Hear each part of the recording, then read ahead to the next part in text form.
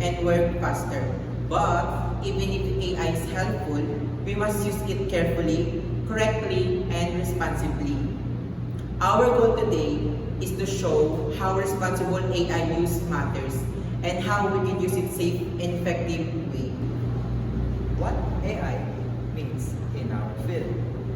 AI tools are like assistants.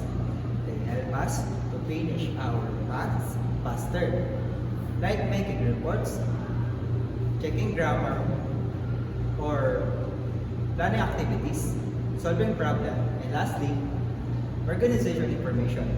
But we must remember, AI tools is helpful and support us. But it should not replace in our own skills.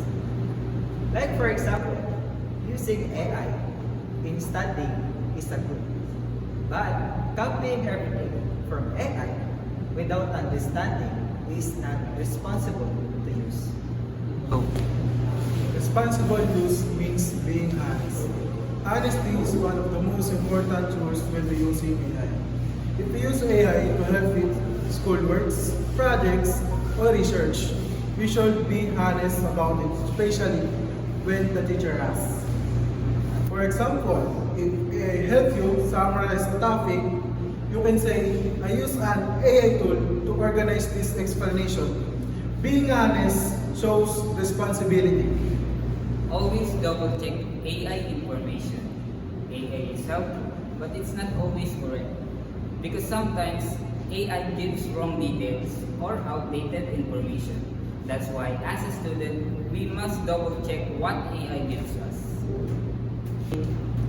For instance, if AI gives a definition or explanation, always confirm it using a textbook or reliable resources. Also, a responsible user do not rely on AI alone because we still have our own judgment. AI should help us learn strategy.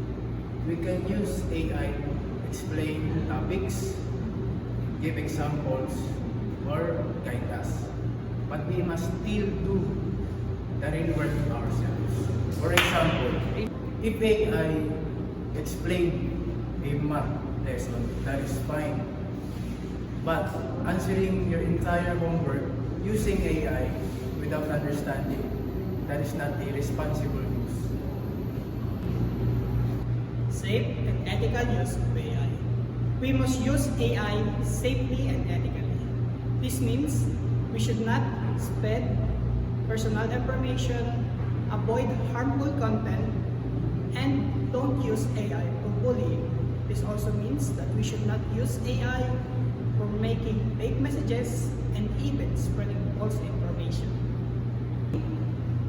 For example, using AI to create screenshots or fake images that can harm others. Responsible user do not harm others. We protect them. Go. The benefits of responsible AI use.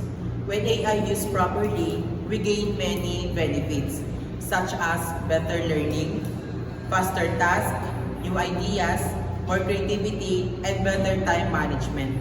AI becomes partner that help us grow. As AI continues to grow, our responsibility grows with it. Let's use AI to support our learners.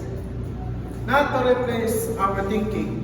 Let's use AI to improve our skills. Not to take shortcuts.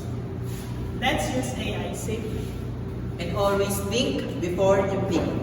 We advocate for the responsible and effective use of AI tools in our field for a safer, smarter, And better future. Thank you.